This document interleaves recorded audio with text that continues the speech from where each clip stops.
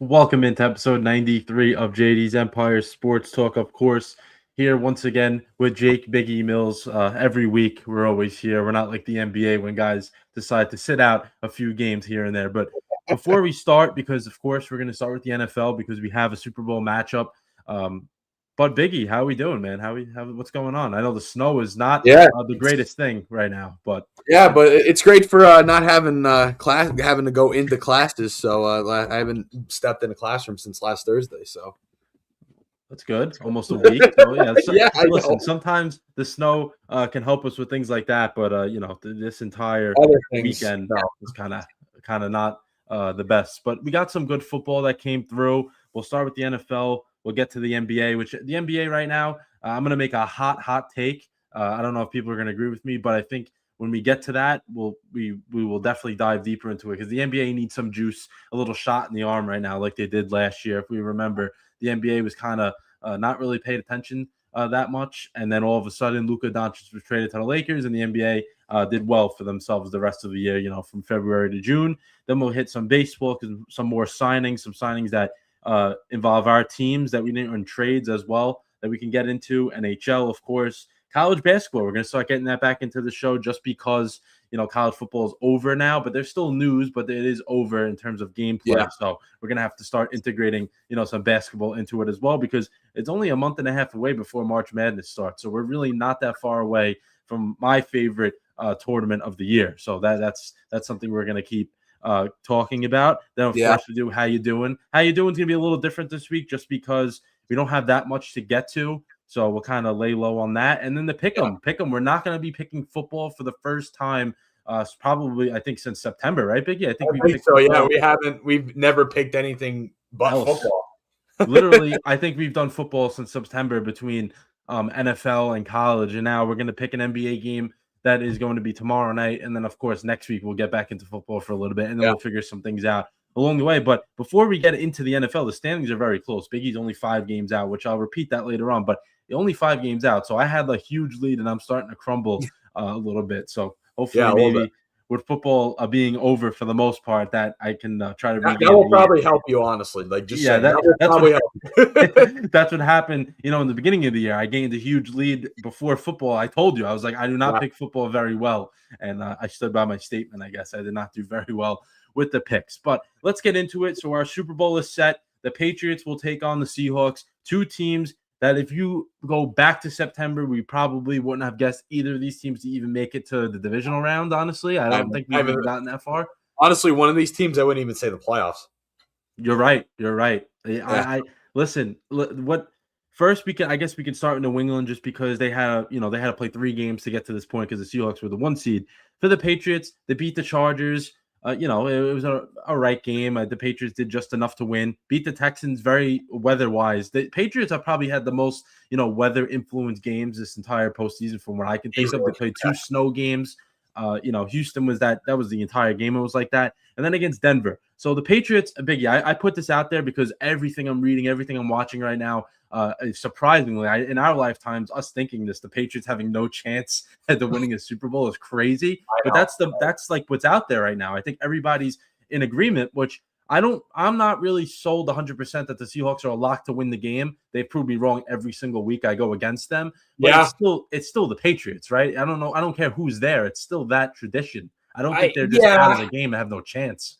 Well, yeah, I know we're not going to do a pick yet, but I don't know. I truly, and I don't know if you agree with this because I'm sure we'll just talk about these games now if that's cool. Is that what we're doing? Because I don't want to get too much into the wrong topic right now. We good on that? Yeah. We're just going to talk about how both teams got to the Super Bowl. What okay, all right, good. Yeah. Because we have 2 weeks to talk about it, so we're just going to do it next week as well. Yeah, and I'll tell you this: I am not impressed with the Patriots. Their offense, at least, I'm really not at all. I truly will say this: I think if Bo Nix played, the Broncos would have won that game. I agree. I just think. And you know what's crazy? We were saying it all the way coming into the playoffs that the Broncos defense is what was going to get them far and their offense was going to crumble at one point.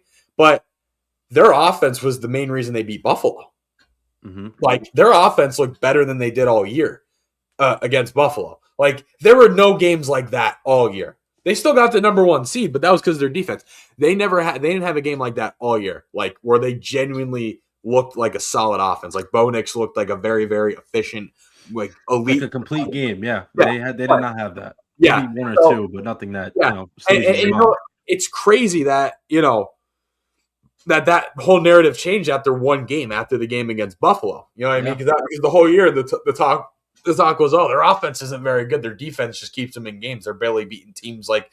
Oh, man, I always do it to you. The Jets, they're barely beat teams like the Jets and, all these other games and the Giants, you know what I mean? And, I just think, it's the offense came around, but unfortunately you lose Bo Nix, and there you go. But Jarrett Stidham looked good in the first half. He had that very nice their second drive. He looked really, really good. That nice deep ball he had, a touchdown. Cortland Sutton. It was Cortland Sutton, right?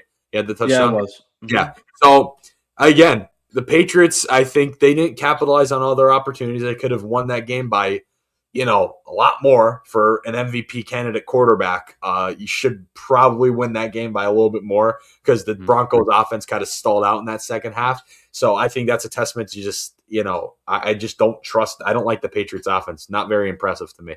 Turn the ball over too much, and in a game like that, you should be able to put up a lot of points. I know the Broncos defense is good. But football, obviously defenses stop you. But a lot of the time, you got to take momentum swings from an offense stalling out. You know what I mean? Like if an offense stalls out, you could easily go score because it's more time on the field for you. Because if it's constantly running out, your offense is on the field more. Doesn't matter how good the defense you're playing is. They can't play the whole game. It's just, it wasn't that. I don't think it was a testament to the Broncos defense. I think it was a testament to how sluggish that Patriots offense has looked throughout the playoffs. Like just through the playoffs, like all year they've looked great. Drake May, obviously an MVP style, an MVP candidate quarterback, but that offense just hasn't impressed me. They've turned the ball over too much, and they just looked like flat all playoffs. You know what I mean?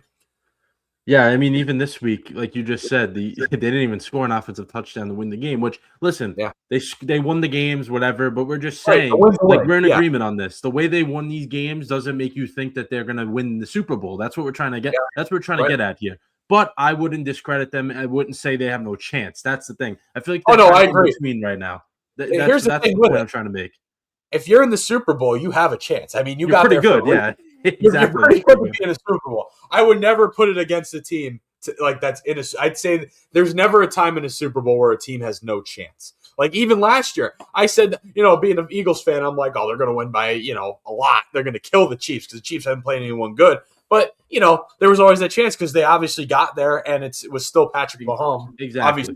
Obviously, once the game started, it showed that they didn't belong. But, again, every team at least has a chance. They got there for a reason, Yeah, and I mean, in recent Super Bowls, I guess for us, maybe 10 to 15 years, for the most part, these Super Bowls have been very, very close. So it's not, for the most part, you look at some big blowouts. Brady beating the Chiefs last year, Eagles beating the Chiefs. I know the Seahawks beat the Broncos. Yeah, there's been a few. Seahawks, Broncos. Yep. Yeah. There's been a few, but not like where you look at it and go, oh, they have no chance. I will never count. I know the Patriots have a different coach, a different roster, but it's that tradition, that organization that they just know how to, step up in big games. And they've never been in this, I think, situation before in terms of making the Super Bowl, because when they had Brady, right, that was always all they're expected to win. And then when they didn't win, they're like, oh, the Eagles beat the Patriots. Nick Foles beat the Patriots. Eli Manning beat the Patriots twice. You're like, you were shocked by that because the Patriots are supposed to win. In this situation, at least for this year, I think that can change as years go by if they continue to win like this. That they're not expected to win and they have no chance, which the Patriots normally aren't on the side of that, but I'm sure they're going to be ready and they're going to take that, that fuel, as Eggo's writing there, and they're gonna take advantage of it. Which I listen, everything in me wants the Seahawks to win. I don't like the Patriots, as everyone knows. I am a Sam Darnold's guy. So yeah, I have reasons why. I just will not sit here and say Patriots have no chance, and I'm glad we agree on that. And the fact that the Seahawks have, they've literally shut me up every single week that I've been talking about them. I'm like, I'm waiting for it. I'm waiting for Sam Darnold to screw up. I'm waiting for this to happen. I'm waiting for that to happen. I mean, everyone has actually happened. Yeah, none of it has actually happened. So it's time for me to actually get on the side of the Seahawks and root for them and think they're actually going to do well. But, that's why we have 2 weeks to talk about this, because when we talk about it next week, something else can happen. And we're like, oh, I changed my pick. I changed my mind. That's the beauty of the Super Bowl. You have extra time. What I mean? And we made this comparison the other day after the games. We were texting each other. This for equivalent for me, because you said, this is an awful Super Bowl matchup. One of our former quarterbacks, and it's a division rival. This is like if the Dallas Cowboys played against whatever team Carson Wentz is on right now, or whatever team he would be on. It wouldn't work for the team he was with this year. But let's say he was still in, he was still in Kansas City and they played Dallas in the Super Bowl. It'd be the same, and he was the starter. You know what I mean? It'd be the same type of deal. Carson Wentz starting against the Cowboys in the Super Bowl. You know what I mean? Yeah, you're right. And Ego, perfect comment there. I was just about to bring this up. Sam Darnold is 0-4 against the Patriots, and he hasn't played them in like 5 years at this point. But when he did, he was on the Jets. But 3 times on the Jets and once for Carolina when the Jets got rid of him that year. So he has not had any success against the Patriots. So I'm sure that will definitely be in the back of his head in the beginning of the game. But once he gets settled in, because he's a totally different type of quarterback now than he was then. He just plays with much more confidence. He's actually coached well. He knows what he's doing out there, which is a nice sight to see, because I'm very happy for him of what he had to go through. Those first 3-4 years of his career, especially with the Jets in Carolina. Then San Francisco. I forgot he was with Carolina, to be honest with you. That was just the first year. That was like the first year right after the Jets traded him for, I don't even remember. I think like a 5th or 6th round pick. He started a little bit. It didn't really go anywhere, obviously, as we know that what's happened to Darnold after that. But San Francisco, he went there, he learned, and then he went to Minnesota. Minnesota, I think, kind of looks more dumb than the Jets do in a sense, just because of what they were last year. Yeah, that's kind of stupid what they did, because they had so much success with him, and then you kind of just let him go for nothing. Don't really understand that one, but it is what it is. But the one other thing I wanted to mention was, but actually we could talk about the Seahawks a little more in terms of how they got to the Super Bowl. But this is a rematch of Super Bowl 49 when the Patriots, we all know what happened in that game. Patriots beat the Seahawks 28-24. Russell Wilson throws that interception literally at the goal line. It would have been so different, man. That's one of those games that we'll go back, talk about it. That's why it's just insane that is, it shows that football comes down to, it can come down to one singular play. One play. Right? Yeah. Like most other sports can't be done like that. Like a lot of sports can't be determined by one play because of the way it's obviously structured. Like, basketball and hockey, they're back and forth. Baseball, one error can cost you, but you can have your stud hitter come up next, and then it's like, it's just a lot. It's different. I don't know what I'm trying to get at, but it's different. Football is very different in the sense that one play changes the outcome of everything. One penalty, one mishap on special teams, like the Rams. That game was awesome. It's just crazy that literally if they ran Marshawn Lynch, they probably would have won that game. Yeah, I mean, like you just said, one play that gets magnified just because of how big the game is, and then boom, that's it. Yeah, let's go to the Seahawks here before we go to some other things in the NFL. Is the fact that the Seahawks beat the 49ers, crushed them, and then the Rams, they beat the Rams in a that was another classic game between the Seahawks and the Rams, just like it was the last time they played in Seattle. And Sam Darnold, man, 300 plus yards, 3 touchdowns. I mean, he was just dealing. Stafford did his work as well. But I'm glad you brought up the special teams again. We've been talking about this. The Rams, I mean, you have a special teams problem when you fire what did I say? Coach within 2 weeks. What did I say? And it cost them again. What did I say? Like you did. I said the reason why I thought they'd win, the Seahawks would win, is because they look like they're good at every single game. The Rams have one issue. So obviously their offense was great and their defense actually played pretty well this season. But their special teams were iffy. They didn't have great special teams. And look what happened. I was right, wasn't I? You were right. And I mean, to me, what I was always believing in is when I thought about this matchup was that Stafford would be able to overcome it just because he's been there before. He's done it.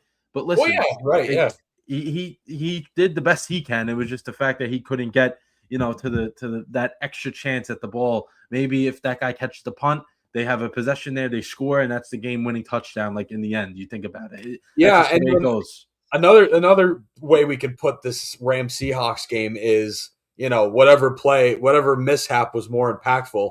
Obviously, we know the unsportsmanlike against the Seahawks as well. Taunting the other sideline. I thought that was going to cost them. I was watching it. I'm like, well, the Rams messed up. Now the Seahawks messed up and the Rams capitalized. Let's see what happens. Obviously, both teams capitalized, but I'm saying like that's that same kind of deal. And I was like, I was watching the game. I'm like, you know what? Whatever mistake, one of these teams is going to lose this game based off that one play, the dropped, punt, and then the unsportsmanlike. One of those is going to cost them. And unfortunately for the Rams, the special teams mistake cost them more, which I kind of had a feeling it would, because that was very, very impactful. Like that was, that kills momentum. The unsportsmanlike, it happens, and you're not happy about it. But I feel like a special teams error is way, way more of a momentum killer than anything else. You know what I mean? And it's crazy too. Like I appreciate special teams so much. I'm going to go on a little bit of a different topic, but this usually happens. We go crazy with football. You know what I mean? It's like, it's crazy.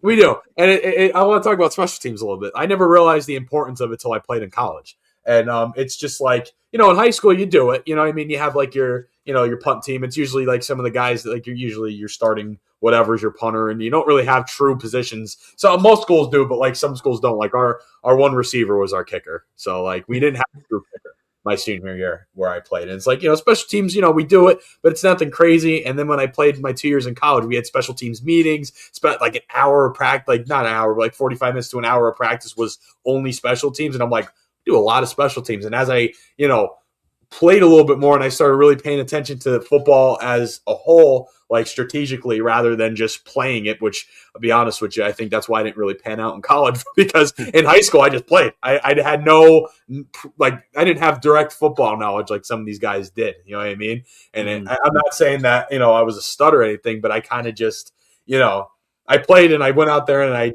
all right, you blocked this guy. All right. You get to college, it's like, all right, you have to learn this, learn that. And it's just like, that wasn't me, but I eventually did. And now that I don't play anymore, I really look at it in depth a lot more, watching football and stuff like that, especially like reporting on it. I look into things like that and I'm like, wow, I never realized how important special teams really is. It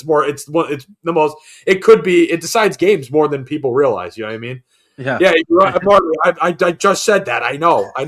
I was okay. And you know what they did? And it didn't work. They tried to move me to right bench, and it worked out even worse. It didn't work. And I was also left bench on the JV team, so get it right. See, that's the beauty of the show. We just go off into different things. But with special teams, I know we're going to talk about this again next week in terms of the Super Bowl. Yeah. The Seahawks definitely have the advantage on special teams in terms of, I would just say kicking, just because Jason Myers is just an absolute stud. And he has been, so I think that can help Seattle in terms of, if they need a long field goal at the end of the game. I don't even want to try to pronounce the Patriots kicker, but he has missed a lot of kicks throughout these last few weeks. I know he missed one or two. Was it one or two against Denver? The punter, the punting was bad. It was bad also because the conditions. That was tough to even do anything. Yeah. I don't know how they even attempted to kick the ball, knowing where is the hell is it going to go? Right. Borregales. There you go. Borregales. I know he's unproven, but I don't think he's. He's not an advantage over Jason Myers, obviously. Definitely not. Jason Myers is like a kicker, as a household name kicker. They're a guy my Jets for a year and they let go of him. Yeah. Well, that happens a lot with the Jets. They do that a lot.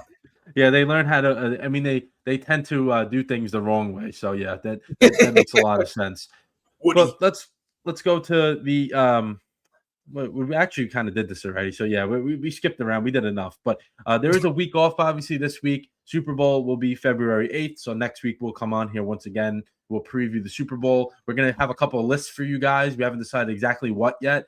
So we'll kind of brainstorm on that. We'll have 2 different lists. We'll do that. We'll also break down specific matchups more in depth of the game itself. In terms of just, talking about the teams Patriots, Seahawks. We'll get more into it. Ravens. I'm excited for that, man. Yeah. Like I just said, now that I just went off about, learning the importance of special teams. I really get in depth with football now that I don't play anymore. I look at it as I look really in depth with player matchups and techniques and stuff now. So I'm going to love that. Yeah, exactly. So it's going to be more of Biggie breaking down some stuff that, I don't know that much of, in terms of X's and O's, because listen, I don't play football, and I never did. So I know football, but I don't know to that level. So that'll be more Biggie's job, which we'll get into. So it'll be fun. We'll really get into matchups and how maybe one team's favored in that certain matchup, but not the entire game. We'll get into everything like that. But let's do some other news here. Ravens. This is from last week, after our show up until now.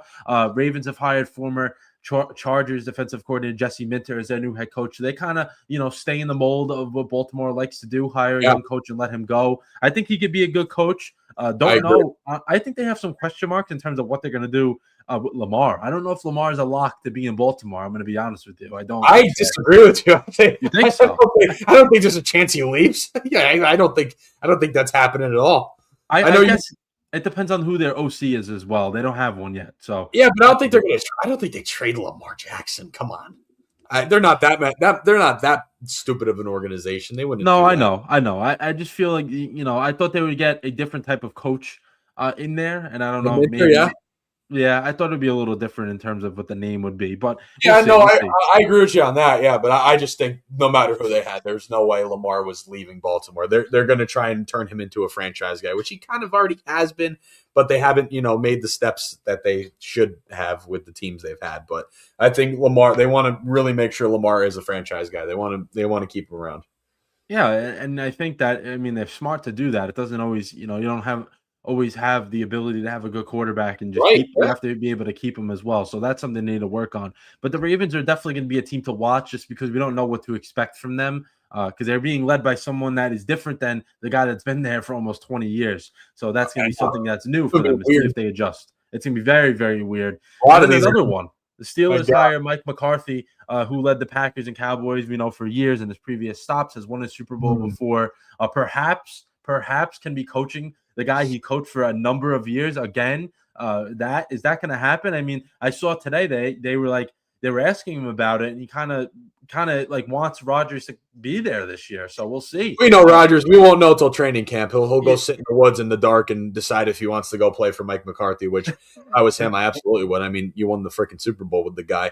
But about Mike McCarthy, I know a particular Steelers fan who's happy about this and thinks it's good. I personally, from an outsider perspective, don't think there's going to be much change.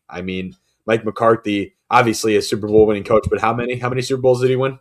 He won the same as Mike Tomlin, so I don't know if it's all right, that's what I was going to get to. Yeah, he won the same as Mike Tomlin, and in his final years, even with Dallas, what was the result every year? Playoffs and lose. The same thing they've been going through. I just don't see I would have rather them gotten like one of the young OCs, like a Chris Shula type of guy. I was thinking they would. I was thinking Shula was the guy for Pittsburgh because I think that'd be a very good thing. Mike Tomlin came in as a younger guy. type guy. You know what I mean? I feel like they should have went that route. But hey, Mike McCarthy's a legendary coach. Who knows what can happen? And if Rodgers stays around, we'll see. Yeah, and I think also Pittsburgh is thinking of what have they been lacking since Big Ben hasn't been there, a quarterback, and I think that Mike McCarthy can definitely, this has to be beyond this year because you may have Rodgers for this year, you may make the playoffs. But he's not playing. If he plays this year, he's done after this year. Yeah, definitely. There's no way he plays another year past this year. No, not at all. So that's what I'm saying. Like I think they believe he can develop a quarterback, which I don't disagree with that at all. I think he's very much a guy that can develop a quarterback. He's a great coach. It's just. If you want to take that next step, I feel like you need to go get. I understand what you're saying. Was when you first hired. Yeah, you're looking for the guy that has more potential. A guy like McCarthy, you're kind of going to get the same results. Yeah, I know what you're saying. Rather than growth, I think. I know exactly what you're saying. You're looking. In what you're trying to say is like you're looking for the guy that has more potential and upside for future. Well, yeah, because here's the thing with it. The Steelers' defense is getting old. Like, all those guys are becoming very old. Cam Hayward's probably going to retire within the next year or two. TJ Watt, having some medical issues as well. A couple, things like that. He's getting close to the end too. I mean, a lot of these guys, and then Jalen Ramsey's old. You know what I mean? It's like they're just not. They're an older core on defense. And Aaron Rodgers, if they didn't hire Mike McCarthy, I was saying he's gone. You know what I mean? You know what I mean? Like, he's retiring. So you're going to have a younger guy at quarterback, possibly Will Howard. Like, I'm just saying if that was the case, you know what I mean? So why not bring in a coach that, can develop as a head coach while your team also develops? And not saying bring in some bum. I think we already talked about it, didn't we? The Dolphins head coaching hire. The Dolphins. Yeah, they Yeah. So, don't bring in a guy like that, but like bring in a guy can develop someone. You know what I mean? Because they're going to have to develop a team, because I feel like Pittsburgh is, like I said, they hired based on stability rather than growth.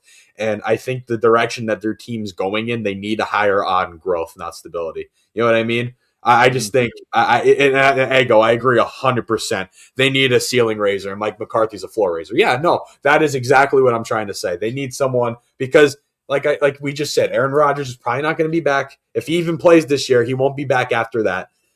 Their defense is an older core guys. They're going to be in and out in the next. That's going to be a completely different defense in the next 4 or 5 years or so. Some of those receivers, got to boost that up a little bit, and a lot of those guys on their offense, they're not like big signings, really. Like, if you look at it, they guys Metcalf, that's it.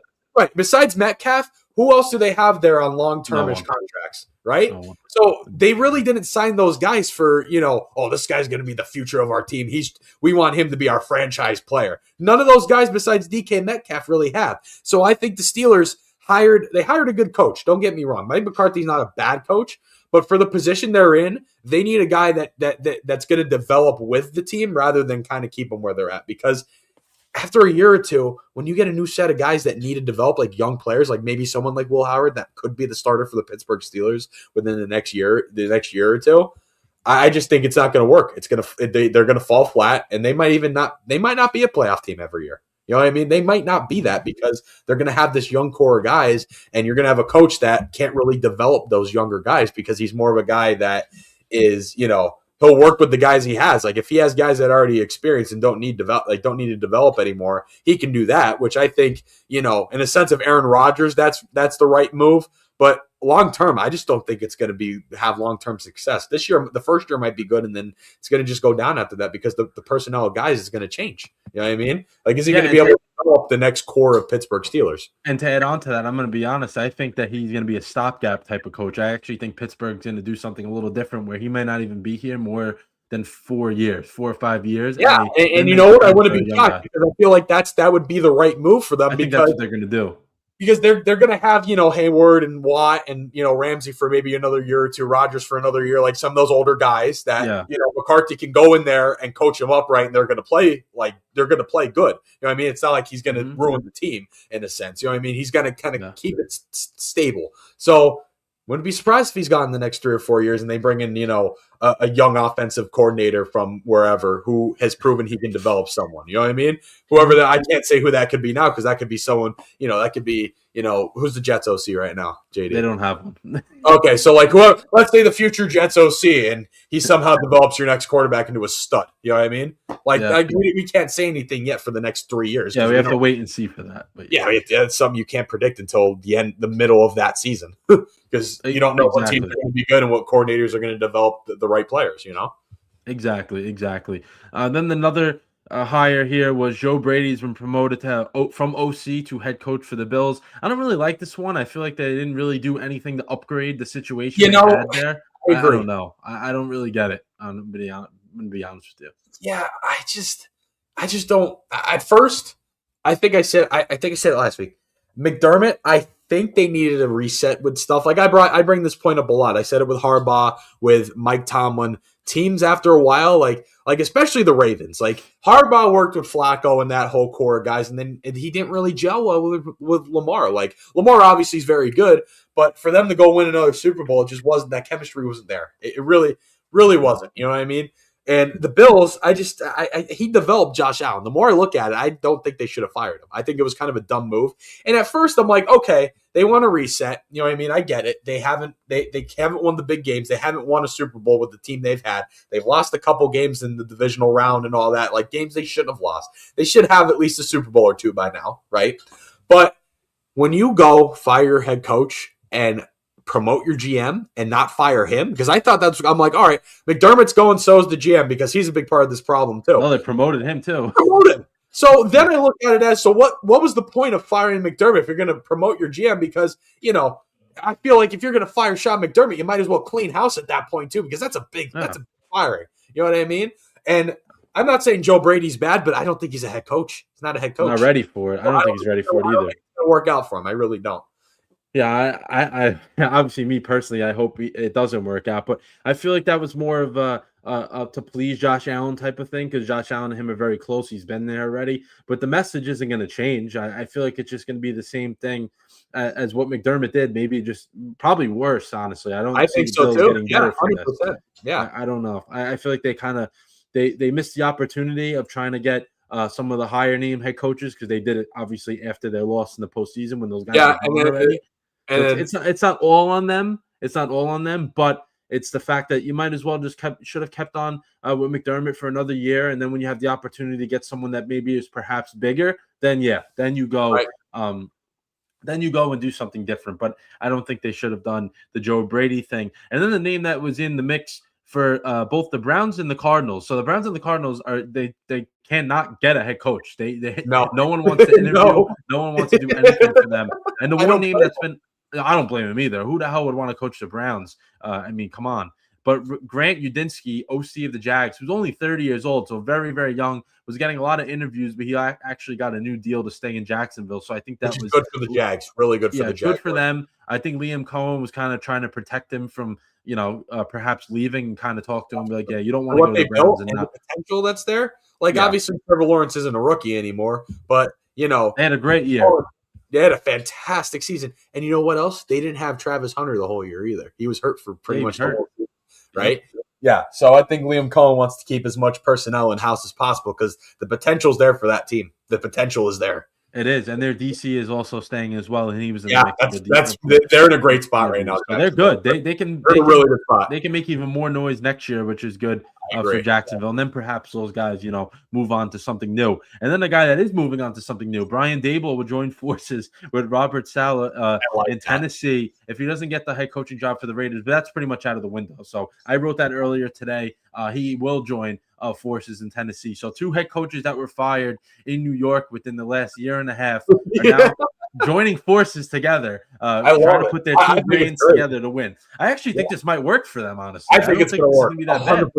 I think absolutely, because you saw what Daboll did with Josh Allen. I think he could do the same with Cam Ward, and I think Saleh, if you put him in not saying the Titans are a very competent organization, they're not, to be honest with you, but I think they're a little more stable than his previous head coaching job, to be honest with you. I hate to throw shots at them, but it's hard not to, man. I'm really sorry. I feel like I apologize. I do the same thing to my own team, so it doesn't matter. It's hard not to. You know what I mean? It's like it's there. They fired we'll get to it later, but the Jets have fired every coach but the head coach. So that explains everything So, you need to know. So yeah, I think this is going to work really well because Robert Saleh, you put him with a little more of a competent organization. I think he's going to be a fantastic head coach. And Brian Daboll, who has proven he can develop quarterbacks, someone like Cam Ward, I think it's the perfect storm. They just need to buster up some. I know they don't have a first round pick, but they need to take advantage of guys that maybe fall in the second round. That's what they need to focus build on. That roster up. You got the coach, you got the OC, you have your quarterback.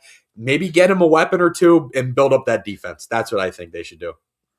Yeah, so they have everything like in terms of what they think could work. And now it just depends, obviously, what they'll go out and do. But we'll see. And that's a division every year that's up for grabs. It's not always the same, same team to win. It's right, different things. So that's good. I like that for Tennessee, which is funny how the former Jets and former Giants coach are now coming together. That's hilarious to me. Eric Bieniemy back as OC of the Chiefs. So Matt Nagy was in the mix for head coaching interviews, jobs, whatever you want to call it. Don't understand why, because he's not that great. But it was also his OC contract was up with the Chiefs, so they just didn't even bring him back. So that shows what they really think of him. Well, I mean, to be fair, Eric Bieniemy comes in there. Yeah, I mean, come on. Come on now, would you? Exactly. And the Chiefs did have their highest amount of success when Bieniemy was there. I still think it's Andy Reid, kind of calling the shots there anyway, but still their most success was with Bieniemy kind of running the offense there, if you want to say that.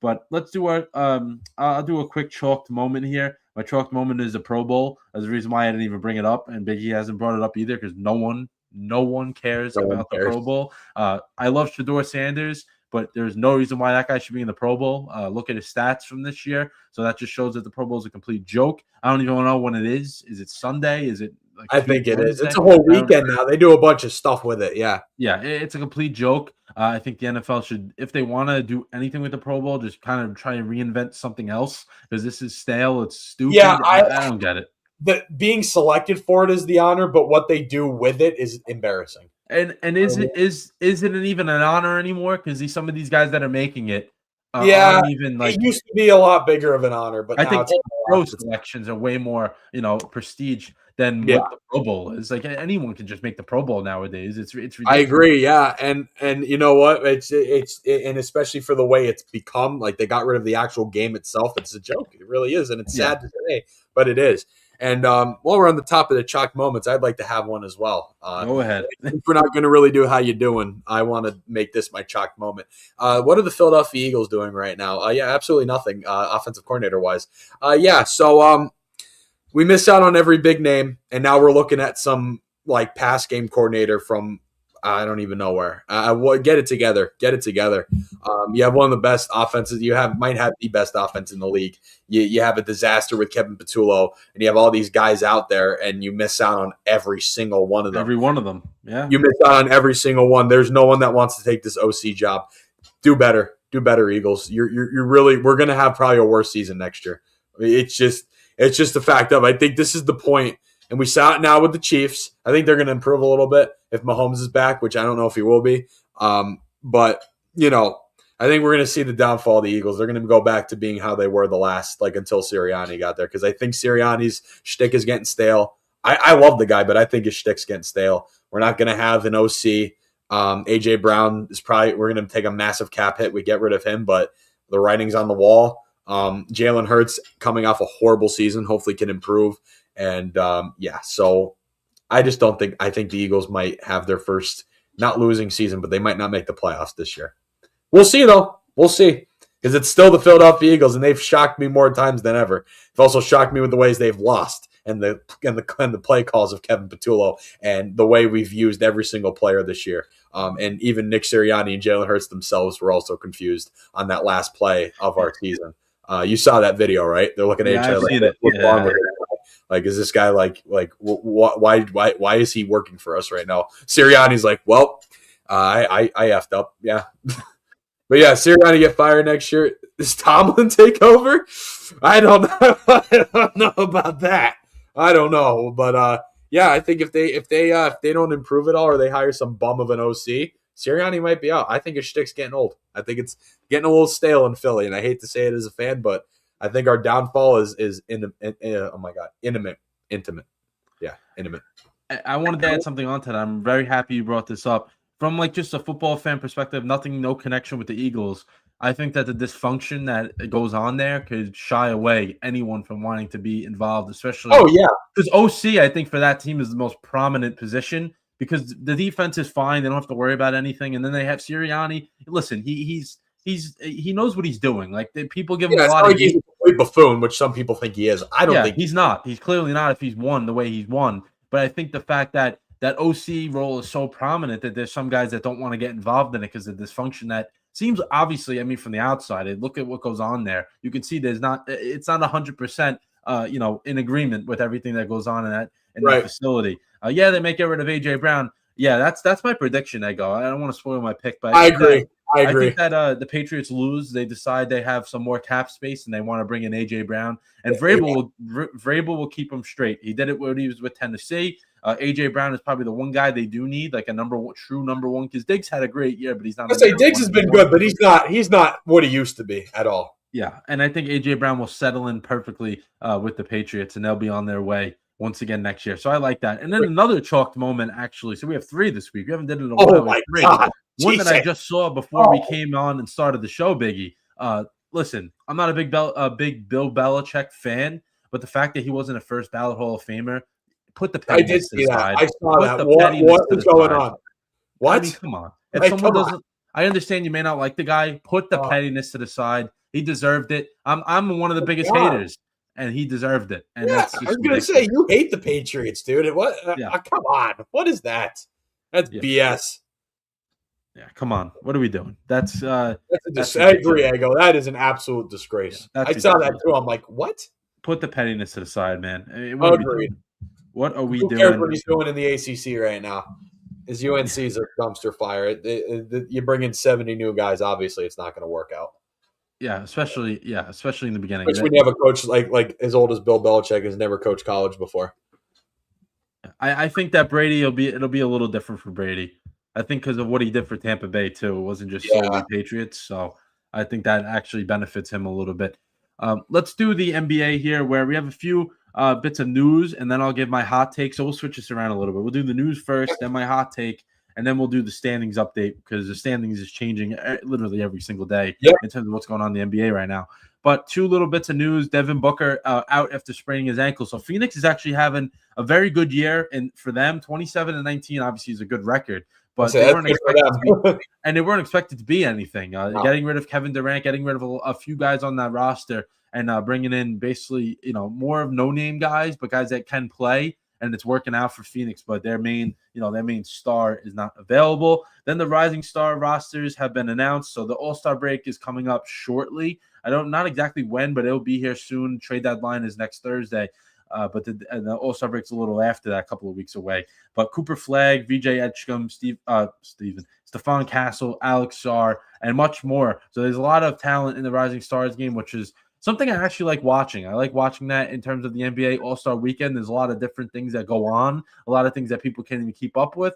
And I think that the Rising Stars game as a whole, just because the format, they use the rookies on one team, they put the second-year guys on another team, and then like the international players on the other team. So there's it's a good mix. It's a good mix of players and very good competition as well. So we'll see what happens with that. But the rosters are set, and now it's time for my hot take in terms of the NBA.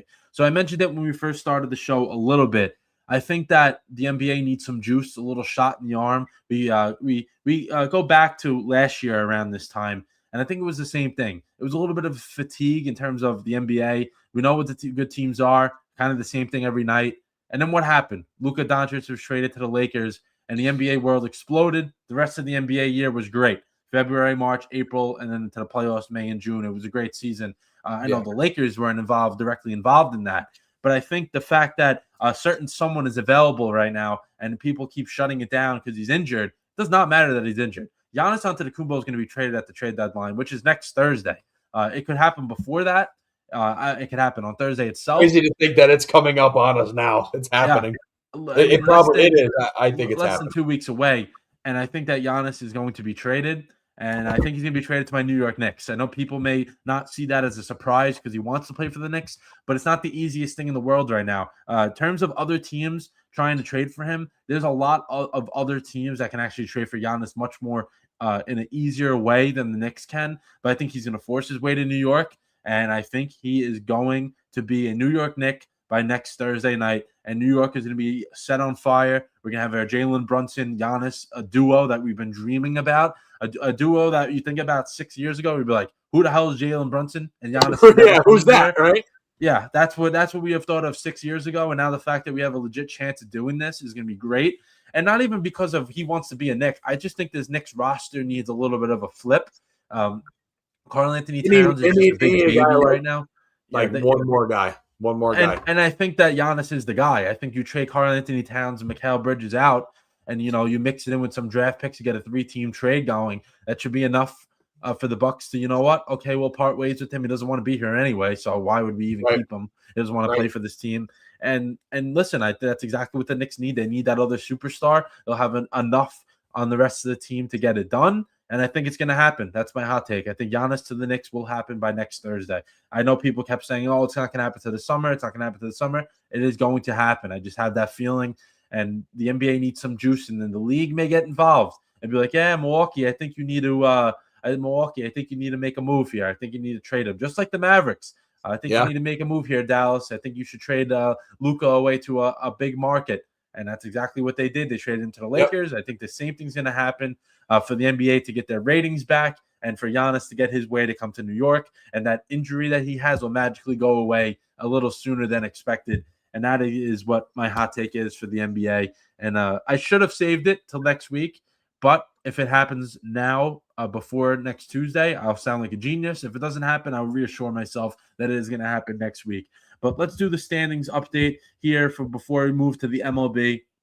I'll kick us off with the Western Conference, where we have the Thunder at 37-10. So the Thunder are 7-3 in their last 10 games. They have looked a little bit more human than people thought the way they started at the beginning of the year. I think they were like 27-2. So they have played a little bit more of a 500 basketball type record lately, but 7-3 in their last 10. So they are keeping it. They are keeping it more in winning column. Then we got the Spurs as your number 2 seed, 31-15.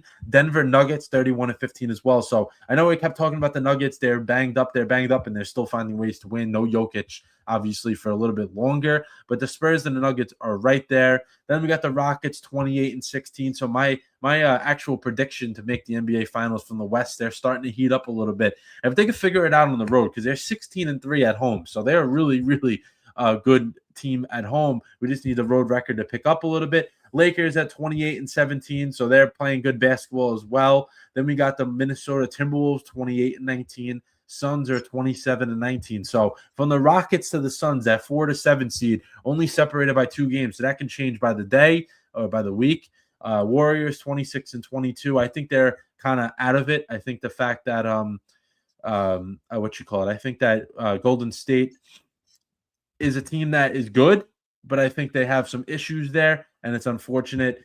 Jimmy Butler is hurt, and they're kind of going to hurt them as well. Then we got the Trailblazers. The Trailblazers are a team that's very young. They've overcome a lot, losing their head coach after the first game of the season when Chauncey Billups, was under investigation. They lost him, and they're playing pretty well, 23-24 for a team that wasn't expected to do really anything. Then we got the Clippers. I think we said this, that the Clippers have gone way too long playing bad basketball, and there you go, 21-24. They're a game from Portland. But they are in the play-in, so that's a good thing. Mavericks 19-27. Memphis Grizzlies are 18-26. Jazz 15-31. Kings 12-35.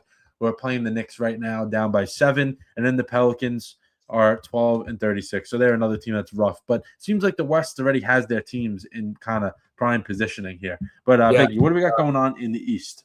Yeah, before we do that, we got some breaking news. Oh yeah, what is that? The Jets reached out to John Gruden, and guess he declined to even pursue it. Oh man, that's great. That's great. Had to throw that in. That's actually kind of big news, to be honest with you. That's crazy. Is this real? It has to be. Apparently, minutes ago. He wasn't interested. Yeah. That's great. That's great. Yeah. All right. But anyway, I'll get into the Eastern Conference. I just had to break that news. That shout out Marty79278. We appreciate you. Yeah, I was in the middle of the standings, so I didn't see that. I was just going along. You like that? Oh my god. But anyway. Oh, it is true. It is true. Yeah. Yep. It is. Yeah. It happened. But we're gonna start off here in the East. We got the Detroit Pistons, 33-11. Still playing, very, very good basketball, 8-2 in their last 10. They haven't really stopped. The Pistons are rolling right now. They look great. The Boston Celtics, again, another team that just looks great, and we didn't expect it to because they lost their best player. Wow. Tatum goes out. Jaylen Brown becomes a superstar than he is. I know. My God. Playing out of his mind. The Raptors, they're up in third place, 29-19. They're playing a little bit better than we anticipated as well. The Knicks have fallen down to 4. Just a bad stretch. 4-6 in their last 10. Haven't been don't have that fire that they had at the beginning of the year. No, they don't. If you want to elaborate a little bit on that, you can now, or if you want to save it for later. I can do it now. I just think that there's something going on. I talked about this yesterday in episode 92. The fact that they a little bit looks like something's going on. I don't know if it's a player's not getting along. I don't know if it's a player's not responding to Mike Brown, which I don't think that's the case because he's literally one of the nicest guys around. So I don't think it's that. I just think the players aren't getting along as a whole in the locker room. So I think some shakeup needs to happen. But they are they had the players only meeting. They're 2-0 since then. They won a nice gritty game on Saturday in Philly. That was a game they had a nice lead. They let it get away. They were able to come away with it. So that's a good thing. Seems like they've shortened up the rotation a little bit. So they're doing some things differently, which is nice. When you go 2-9 in 11 games, you have to do something different. You have to adjust, and they've done that. And they're winning tonight as well, which is expected. They should win. But I think that tomorrow night, off a back-to-back, you play a home game tonight, you have to go to Toronto tomorrow night. How do you respond? How do you respond to that? That's another hurdle. But yeah, I think I basically said before, I think that you get Giannis here, and this roster is not going to be good enough to win the championship. They may get there, they're not going to be good enough to win it. So, and that's what you want to do. If you're not trying to win the whole thing, then what are you even playing for at this point? I didn't say, what are you playing for then? Honestly, I don't know. You gotta go all in, and that's the all in move. And he is right. He is a player's coach. Sometimes coaches don't always work out, in the end. But at least for this team, it's his first year, so it's a fresh voice. I don't really see why that wouldn't be the case. I was just throwing that out there. I think it's more of a player locker room issue, not anything that involves the coach. And yeah, they are a very soft team. That's the one thing they've missed since they've traded DiVincenzo and let Hartenstein walk in free agency. Even Randall, to an extent, he was. I didn't think he was a true tough guy, but he did get in people's faces when he had to, and they don't really have that besides Josh Hart. He's the only guy that really gets in there and tries to actually do something if someone does something to them. Karl-Anthony Towns runs the other way to his dad in the stands, so that explains what we think of him. Yeah, or what I think of him, I should say. Yeah. And then the Cavs, they've picked it up a little bit. They're 28-20, but they are nowhere. They're playing better basketball, 7-3 in their last 10, but they're just not. I don't know what's going on, man. I mean, they've obviously, like I always bring it up, the Evan Mobley injury shouldn't impact you this much. I just think this is just, I don't know what's going on. They're not playing like they should be. Like it's not any changes from last year, really. Nothing different. Philadelphia 76ers, 24-21, 4-6 in their last 2, having a little bit of a skid, but they're playing better than they were last year, at least better than they were last year. That's all what Sixers fans want, because last year was atrocious. Miami Heat, 25-22 in 7th, 5-5 in their last 10. Okay, not great. I just don't think they have a lot going on down there. That's the only issue. That team that made the finals a few years back, what's left of that? Not much, right? No, it's different. Listen, it's been weird. It's been very, very weird this year as a whole. But yeah, I agree. It's just weird. Yeah, and then the Orlando Magic, 23-20, 4-6 in their last 10. They haven't been playing great. They were pretty good. I was high on them. I've been saying I was too. Now they're back to being the Orlando Magic. Yeah, I don't know. Yeah. And then the Chicago Bulls, again, haven't really found their groove since the beginning of the season, 23-23. The Atlanta Hawks, 23-25. I think they're suffering from their Trae Young loss, but they went they're 6-4 in their last 10 though. So I mean, I actually think I was going to say I actually think they've gotten a little bit better since letting him go. And if they can create any type of distance, because they're right now they're the last team that would be in the play-in. Yeah, that's what I meant. I mean, they do look a little better, but they went from being in there to almost being out. That's no, I know what you're saying. I know what you were getting at there. I just think that they're a play-in team, but they're not going to do much more than that. But they have tons of talent still, even without Trae Young. They have a lot of good players there. And one thing I did want to mention, I know you talked about the Heat before. I didn't really go in depth on it. The one thing I did want to say with the Heat was they're a team to watch out for Giannis because Pat Riley is never afraid to make a big move. And Eric Spoelstra obviously still there, so they have they have pieces there that could attract a superstar. I just don't know if they're they're not as close as perhaps the Knicks are to winning. So that could be the thing that sways Giannis a little bit. Because Giannis has to be traded, but he's going to dictate where he wants to go. It's just the way basketball works nowadays. Yeah, that's just how it is. Unfortunately, really, that's I don't like the way the NBA's become. Then we'll go into the teams that are out of it right now. The Milwaukee Bucks, 18-26. And it's probably not going to get much better from them. It's not going to get better. Nope. No. It is not going to get better for them. Nope. And then the Charlotte Hornets, again, they're a one-man show, pretty much, to be honest with you. Then the Brooklyn Nets, they're awful. The Pacers, what happened again? My God. And then the Wizards are the Wizards. So, yeah, they I know someone mentioned something about the Wizards, right? They haven't won a game in like 3 weeks, so that's how they're doing. And Trae Young hasn't played a game yet for them either, so I think they're going to actually trade him away. I think he did. Atlanta, the Hawks just wanted to get rid of him. He wanted to leave there, so he was willing to just leave. In terms of trades, and then I think though he's not going to play a game for the Wizards. The Wizards also have a pick. The Knicks have a pick connected with the Wizards, and if it lands outside of the top 8, it's the Knicks pick. So say it's the 9th pick, that would become the Knicks pick. So the Wizards want to make sure that they have a top 8 pick, so they keep it. If not, they have to trade that. I have to give that to the Knicks. Just the way they formatted that trade, which is the NBA is a little weird with that. You can protect your draft pick for up to a certain number. So yeah, they're going to probably make sure that Trae Young is never active the rest of this year, so they can preserve a top 8 pick. Which would be funny to me is if Trae Young doesn't play at all, and then they still lose out in the lottery, because the lottery's been wacky the last few years. Teams that aren't expected, like the Sixers were bad last year, but they weren't top 3 bad, and they came away with the 3rd pick. The Mavericks had the 1st pick last year. They weren't that bad to be the 1st pick. So I think that could be something where the Wizards are banking on having a top 8 pick, and that doesn't go their way. And then the Knicks actually get their pick anyway, and then they're kind of stuck with Trae Young. So that's what I kind of hope happens, but we'll see. But yeah, those are the NBA standings.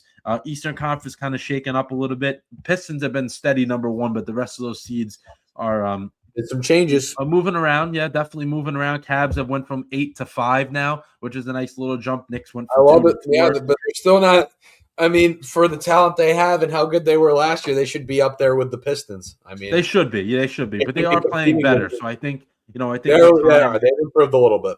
And listen, any fans that are a little bit worried about their team, just think about where the Pacers were last year at this time. They were barely even in the playoffs, and they got to the finals. So I don't think that anyone should be worried unless you're way out of it. Yeah, but if you're a team that's hovering right now, 500 or so, maybe you make a move at the deadline and you can just take off after that. It's very, very possible. We've seen it happen before, and not only basketball, other sports, of course, as well. Yes. Let's go to the MLB, where we have Yoshinobu Yamamoto joining the defending champion Japan for the WBC. So if anyone forgot, last time they did the WBC, USA did lose. So we're coming back for some revenge on all the countries that we have to face.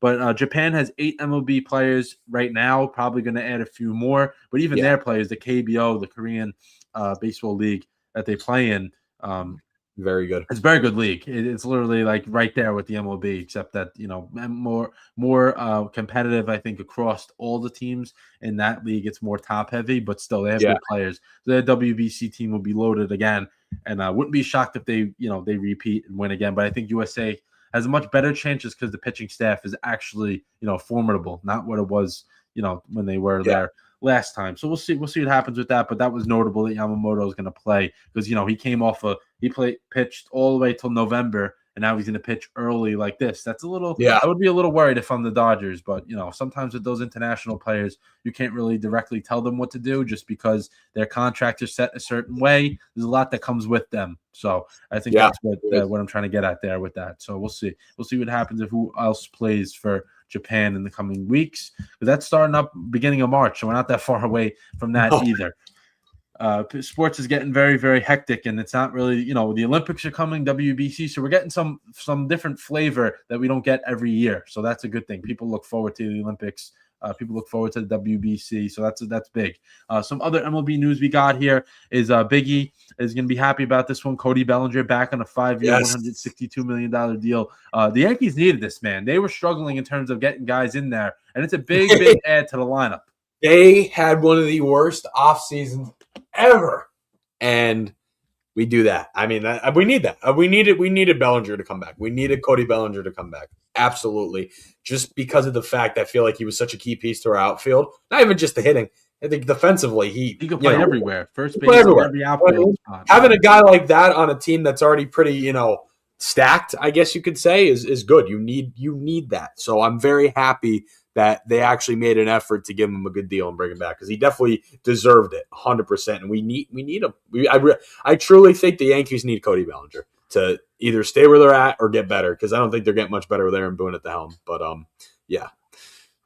Yeah, so they're basically going to run back, pretty much the same lineup that they had. But I think for Bellinger's side of this, I think the most production for himself would be with the Yankees. So it's very smart to stay there. I think that he's comfortable. I think it's going to work out for both sides. Maybe, they didn't want to pay as much as they did, but it's like, you know what, we got to bring the guy back. It's worth it. I think it's a worthy guy to pay. You know what I mean? Yeah, maybe not the 5 years, but maybe they had to do that just to get him to come back there, which teams always do that. They kind of compromise. You're like, yeah, we want you back, but this guy wants more. Well, they didn't do much to begin with, so I'm sure they have a lot of money to begin with. They're one of the richest franchises in all sports. So yeah, they can afford to break the bank a little bit. He wasn't using the cash though, but now he is. Yeah, I think the Yankees are more banking on. They had a lot of crucial players, especially pitchers that were hurt last year. They're banking on those guys coming back healthy. Yeah, no, which I understand. I think that's because there's some talent in the pitching rotation, but everyone's just hurt all the time. So it's like, what do you do there? Yeah, 100%. So, and they're banking on the trade deadline pieces they had, because they brought in a lot of different pieces in terms of the trades.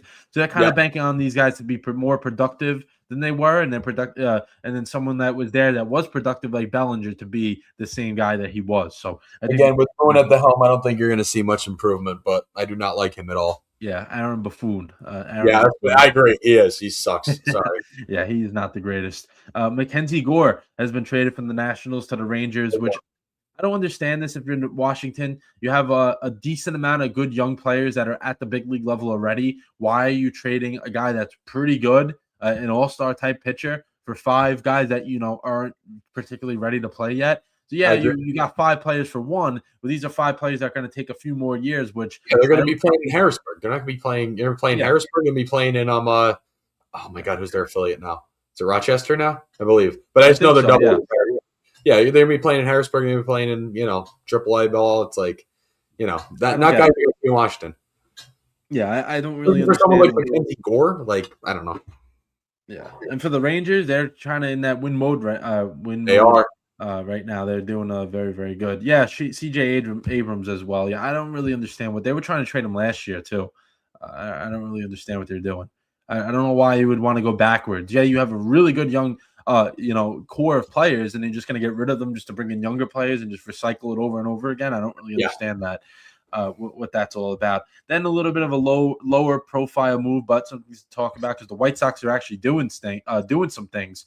Sir Anthony Dominguez signs with the White Sox, so they got Murakami earlier in the offseason. They traded Luis Robert Jr. to my Mets last week, bringing back in some younger players. So they're actually, White Sox are actually doing something. Yeah, they're doing some good stuff. Some stuff that's going to help them hopefully, keep improving, because they improved last year from their abysmal season prior. They did. I think maybe we could see them progress a little more every single year, and they're not being stupid when it comes to the off season. Yeah, definitely. I agree. That's a good point here too, as well as for our Jets specialist who's tuning in tonight. DeGrom is still there. You got Leiter, Kumar Rocker, Mackenzie Gore, Avaldi. You have some other guys there. So they got sneaky good rotation. Rangers should be pretty good this year. They got a good lineup as well. So I think they can actually make some noise. People may not expect them to, but I think they actually can. Then Harrison Bader signs with the San Francisco Giants. So thank God he is out of the NL East because I cannot watch it. That is a big blow for the Phillies, though. Oh, my God. It's a huge blow. You lose Suarez, too, and now Bader, and you don't get Bo Bichette. I mean, that's the Phillies are not having the best offseason. I believe they have a top prospect who's an outfielder that they're counting on. That's from what I've read and what I've watched. I can't remember his name. I think it's Crawford. I believe is his last name. Yeah. So I think I think they're counting on him to be very, very good very quickly. That's why they didn't even try to bring in another outfielder, which I know that's a gamble, yeah. But if this guy pans out to be, if you give him a ton of at-bats and he takes advantage of it, that's huge. That helps, obviously. And if he doesn't look like he's ready, then you're kind of in a tough spot where you have to go out and make a move during the year, which is always harder than making, before the season starts.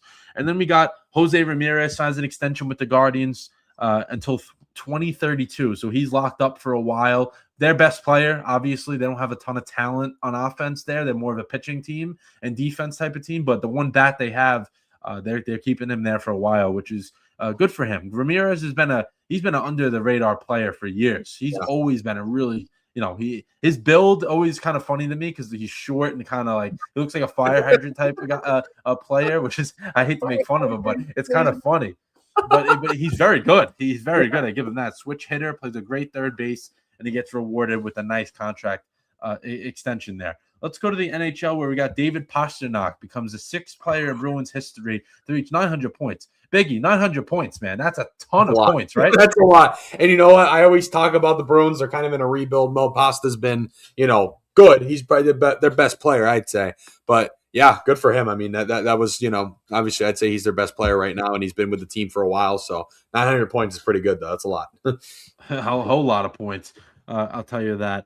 And then let's do our NHL standings here. We'll all do the West again, and then Biggie will take over the great Eastern Conference. I agree. The great Eastern Conference. We're showing some favoritism to the East, which we're always going to do that. Of course, yeah, duh. That's the type of teams we support. But let's start with the Central here. So we'll do this because now we're over the halfway point. We'll read the divisions, and then we'll do the actual playoff, like what the playoff seeding looks like. Let's start with the West here, where we got Central Division, Avalanche, 35, 6-9. So they've lost a few more games since the last time we did this. They have 79 points still, so they're riding high still. Could potentially set records by the end of the year. Minnesota Wild, 29, 14, and 10 with 68 points. Then we got the Dallas Stars, 29, 14, and 9 with 67 points. Of course, they have 67 points. They're 1 point from the Wild, though. They're in third place. Then we got the Utah Mammoth, 27, 21, and 4 at 58 points. So once again, we see Avalanche way ahead. Then the Wild and the Stars kind of keep jockeying for that second and third place. They are, yeah. They're both neck and neck right now. Feels like every week they're switching, they're switching places, and Dallas has one less game to them. So, Dallas wins the game, and they could be ahead of the Wild. Then we got fourth place, like I said, Mammoth. They're creating some separation, though, as well from fifth place, where we got Nashville at 24, 23, and 4 with 52 points. Then we got the Blackhawks, 21, 23, and 8 with 50 points. Winnipeg Jets, 20, 24, 7, and 47. So not the only Jets team that sucks in the right? Yeah. They're not very good I guess either. it's just the name at this point. Yeah. And the St. Louis Blues, 19, 24, 9, 47 points. So they're very disappointing, I think, this year. Yeah, the Blues aren't very good.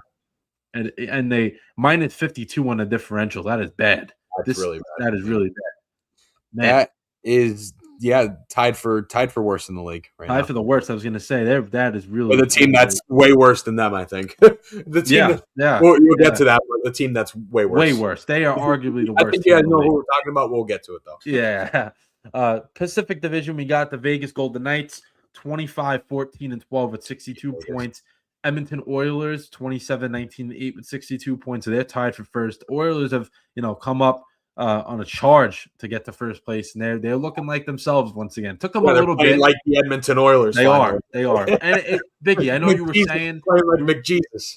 Yeah, McJesus. So he is incredible. He is incredible. But you kept saying Oilers, they're gonna figure it out. They're gonna figure it out. You kept saying that, and they've figured it out. They're in first place or tied for first place now, and they're probably by next week. I could see them even jumping up even more. Anaheim Ducks 28, 22, and 3, 59 points. I think they've been a little bit more of a surprise this year. Yeah, San Jose Sharks, they're playing really good. Like surprisingly good, and they lost pretty much their best, like one of their best players to us, to Philly. Yeah, and that shows resilience there, and only 3 points from first, so they're right there. They're very much involved in first place. Then San Jose 26, 21, and 3 with 55 points. The Kings at 21, 16, and 13 with 55 points. The Kraken 23, 19, and 9 with 55 points. So we'll get to the wildcard standings in a second, but those three teams are very involved in the wild card standings. Then we got the separation here where Calgary's 21, 25, and 6 with 48 points. They stink. And the team that is even worse than them, Vancouver Canucks 17, 30, and 5 with 39 points. Yeah, they are awful. One thing I can say is they avoided that long losing streak by beating the Capitals last week, the day after we did our show. And now they're actually back on a losing streak. They've lost 2 in a row. So it's nothing to really be, there's nothing to be happy about. A nice win like that against a good team, and then there you go. Exactly. They're struggling. Very, very much. And then let's do our division, the top 3 in the division. I know I just said it, but we could do it again. And then the wild card.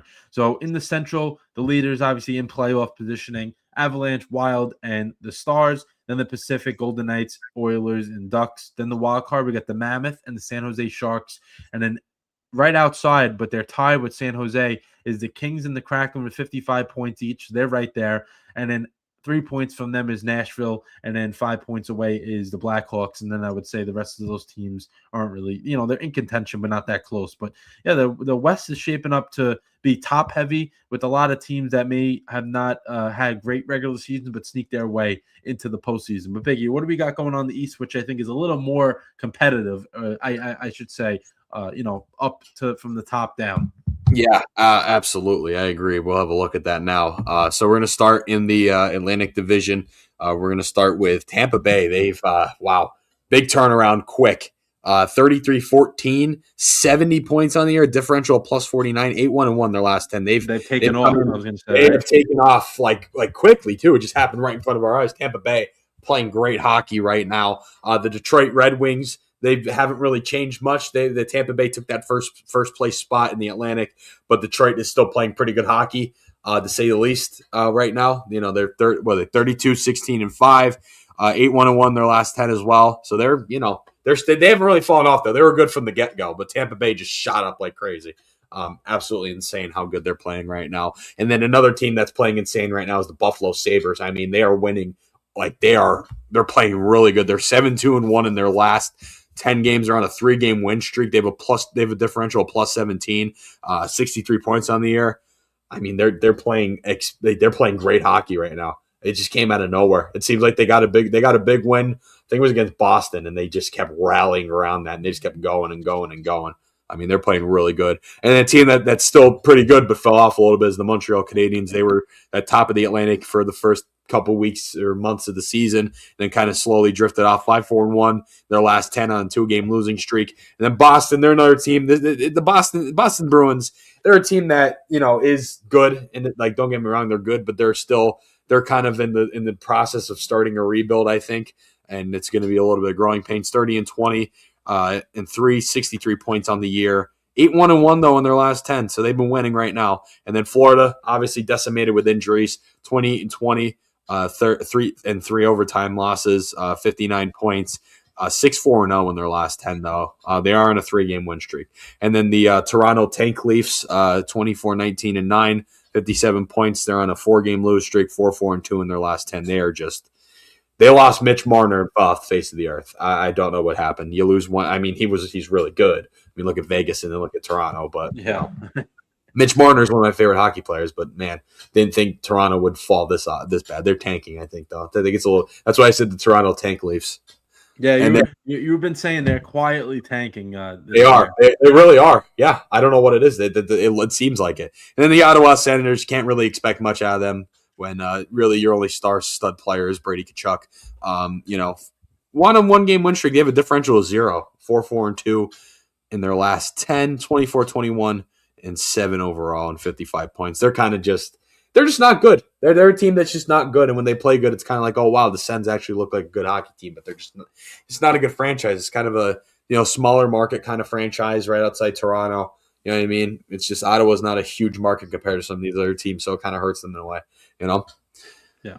Then we'll head into the Metro, which there's been some shakeup. Carolina had a little bit of shakeup, not much. Carolina is still in first, riding high, 32-15-5, 69 points, and plus differential. They have 30 plus, plus 30, 7-1-2. They're just playing great hockey. They're playing really, really good. Carolina is one of those teams that can turn it on and off sometimes. Some years they're off. The last I tell you what, the last 5 or 6 years they've been, they've been such a light switch type team, as I like to call them.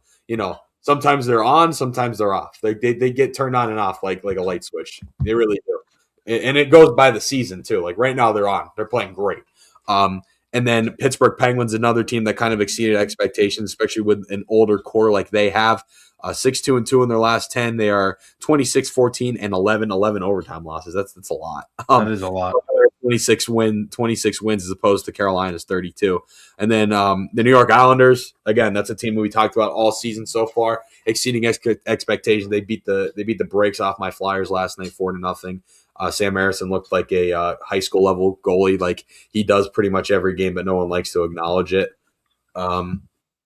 Dan Vladar still out, obviously, is hurting us, and our defense is atrocious. I'll get to them in a minute, though, because the Islanders, talk about them. They're playing really good. 28-19-5, 5-4-1 their last 10. Again, they're on a one-game win streak because they beat the Flyers last night 4-0. And we'll talk about my Flyers, man. They just they're a mess right now. It really goes to show, what a good goalie can really do for you. And I tell you what, Dan Vladar's presence is being missed greatly right now. Sam Harrison's not getting it done. And then Kolosov obviously is, an AHL guy. He's not ready yet for the big leagues, I don't think.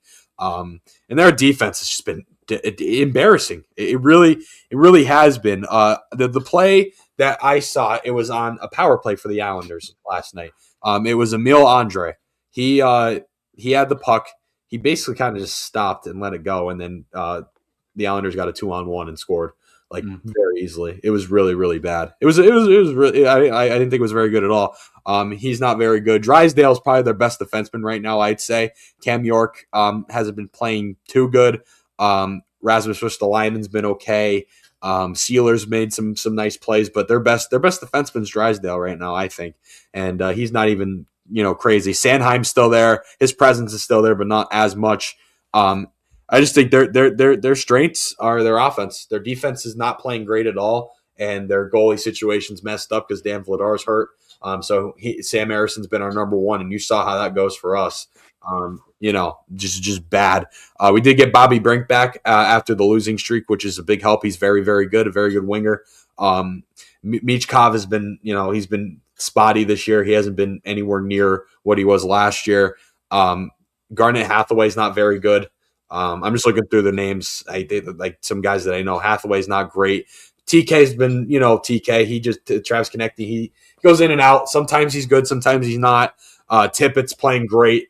Obviously playing some good hockey. He always does. He never really kind of has down points. And then obviously Trevor Zegras is our best player. I mean, he is a stud, that kid. My God. And then Sean Couturier's kind of fallen off a little bit. He started the year off really good, and now he's kind of like, it's kind of back to how he usually has played the last couple of years. He kind of just hasn't been, he's kind of out of his prime in a sense. And then Dvorak, who we just signed a big contract to, has been okay as well. Cates has been pretty good. Noah Cates has been good, but yeah, our defense is atrocious. Drysdale's our best defensive player right now, and he's not even near our best player on the team. He's up there, but he's not our best.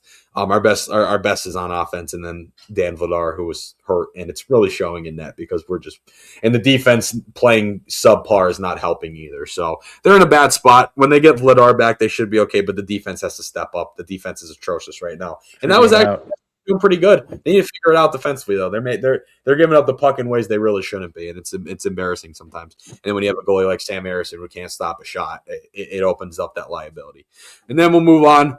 Washington Capitals 25-21-7. They are 3-6-1 in their last 10, though. They haven't been playing pretty good. Tom Wilson was out for a little bit. He just came back. He actually got ejected from their game the other night. I was watching it against Calgary. He's that type of player, though. He's that type of player where he's going to just, he wants to, throw hands all the time, which, it's fun for hockey, but, he gets in a lot of, scuffles where he ends up getting, fined, or he ends up getting, suspension or stuff like that. So he misses some quality time, and he's pretty good. He's a good player. So it does hurt the Caps. And then the Devils' complete downfall, 27-23-2. They are 5-5 in their last 10, losing streak of 1, and then they have a differential of -21 right now. They're not very good. And then the Columbus Blue Jackets in second. They are only in this position, I think, personally, just because of how bad the Rangers are. I don't think it's the fact that Columbus even picked it up. I just think it's the fact that the Rangers are god-awful this year. And a lot of guys are probably going to be traded and, just things like that. They're a mess right now. They really are. They made some moves that are pretty interesting, to say the least, and a lot of their big-name guys are probably out of there soon. They need to blow it up. I know they said they don't want to do a full rebuild, which I understand. But you gotta do something different. And it's tough because we got Mike Sullivan thinking that he was going to make it, get us back to the playoffs this year, and it's just not going that way. That's why I don't even bring them up, honestly. I just there's nothing to even talk about. They're just so disappointing this year. The worst team in the Eastern Conference is disgusting to even think about. Ottawa has a better record than you guys. Yeah, we are the worst team in terms of points, obviously, in the Eastern Conference. It's bad. It's really bad, and they got to figure it out because it's frustrating. Rangers are always one of those teams. Even when they're having a down year, it's not as bad as this. They always have, something where you can look forward to it, or you think they have a shot at the playoffs. Even their worst years, this is just embarrassing. Yeah, and last year I'd even consider a down year for them because last year they were supposed to be good, but they just didn't end up being that way. I agree. This is definitely a disappointing beyond disappointing year, because usually a down year for the Rangers is, okay, they're not, at top of the Metro, but this is just bad. It's rough. There's a standard for the Rangers. As much as I hate them, there's a standard for them, and they're not even the same league as them right now. They're always, that's what I'm saying. They're always expected to be involved, even if you're not in the postseason. Like end of the year, you're close. Like you're right there. You almost made it. Not the worst team in the league. Bad. Which is it's insane. So we'll have a look at the wild card right now for the Eastern Conference. Tampa Bay would have that number 1 seed in the Atlantic. So it'd be Tampa Bay, Detroit, and Buffalo, the top 3 of the Atlantic. So the top 3 of the Metros, Carolina, Pittsburgh, and the Islanders. And then our wild card right now would be Montreal and Boston. Florida's just outside of that. If they get some of their guys back, they could probably sneak up in there if the Flyers actually get a competent guy in the net, and their defense figures out what they're doing, and Jamie Drysdale puts some fire into these guys. They could possibly fight for that too, because I think they could beat out Boston. That's a potential. I think Montreal gets in regardless in the wild card.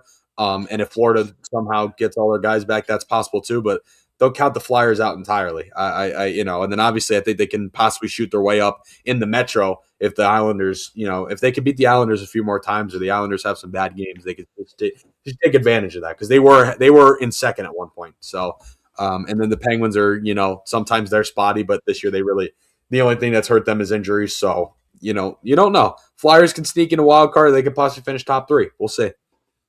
Yeah, that's the beauty of having, about 30 games left or so. So you have plenty of time. And with this year, obviously, it's a little different because February is pretty much a wash. There's only a few games because of the Olympics. So this month coming up is going to be very short for the NHL. So it's a very long break. And then March is kind of where, the rest of the year will be played. And it's a lot of injuries happening this year because, the scheduling is so compressed. So you have to play so many games in such a short amount of time to be able to have, a month off for the Olympics. So that's a big thing as well. So a lot of these guys can get healthy, and I'm sure, I believe the last 25 games of the year for every team is going to be high competitive hockey, because everyone's going to be rested. They're going to be healthy. The guys coming back from the Olympics will have a little bit of a break after they play in the Olympics. So that'll be another thing as well. That's a good thing. That's a good thing with hockey. And we'll get more into hockey, obviously, when football ends. As well as this college basketball. We haven't talked about college basketball in a while. About college basketball right now. My God, we haven't done it. We haven't done it in a while. But Rick Pitino earns his 900th career victory, which is under a little bit of scrutiny just because he had a ton of wins taken away from the NCAA, but no one else actually counts that. They actually count it as his 900th win. So that's good. He got that over his son, which is pretty funny. Saturday afternoon against his son. Yeah. Yeah, it was pretty funny. And they were losing that game big. I talked about that yesterday on episode 92. If anyone missed it, tune into that after this show. I talked through all the teams, obviously, that I like, except the Rangers, because I said I'm not wasting my breath on them anymore. But Rick Pitino and St. John's, they won their back-to-back games recently with facing 15-plus deficits, and then they came back and they won, and that was one of them for his 900th win on Saturday afternoon. But let's do our top 25 poll. But before we do that, we're a month and a half away, like I mentioned in the beginning of the show, from March Madness. So we're right there. We'll definitely, we'll get more in depth as this goes on. Big East conference tournaments will be coming in the beginning of March. It's the best, literally, the best time of college basketball coming up. The last month of the regular season and into the postseason. This year flew by in terms of, so far, at least, the regular season of college basketball. But the top 25, newly top 25, came out yesterday. So I can read through this one quickly, and then we'll get to college football. And then I want to touch upon one thing with how you're doing and then to pick them. Number one in the country, Arizona. They're 8-0 in their conference, 21-0 on the year. So they have not lost a game yet. They played some really good competition as well. So, they haven't played cupcakes. They played UConn when they were ranked number 3, which they are still. They played UCLA when they were ranked 15. They played Florida when they were ranked number 3. They played Auburn when they were ranked. They played Alabama when some of these teams are still ranked, but they still have many more. I think they have 8 episodes. 8 matchups. I'm sorry, guys. I'm tired tonight. 8 matchups left. 8 matchups left to get more ranked matchups, I should say. I have some of my words there, but yeah, that's the point. And they beat BYU. Good point by Ego there. Big win against BYU, who BYU is obviously ranked in the top 15 this year, so they're pretty damn good as well. Then UConn, number 2, so they moved up from 3 to 2 this week, or they still were 2, I don't remember, but 9-0 in the conference, 19-1 in the regular season. Michigan's 8-1 in the conference, 18-1 this year. So Michigan basketball is back, man. They had a nice run, and they kind of chilled out for a little bit, and they're back. Then Duke. I know my brother's a fan of Duke, so he's basking in his glory right now. 8-0 in the conference, 19-1 on the season. So Duke with Cameron Boozer leading the way, magnificent. Nebraska 9-0 in the conference, 20-0 in the regular season so far. So another undefeated team, which you don't really see that many late into the year, but Nebraska is one of them. Gonzaga 9-0 in the conference, 21-1 in the year, ranked number 6 in the country. Michigan State, very good so far, 18-2 overall, 8-1 in the conference, number 7 in the country. Iowa State 18-2, 5-2, and so they were undefeated coming into conference play, and they've lost 2 since then. But the Big 12 has been great this year for a conference, man. They have so many ranked teams.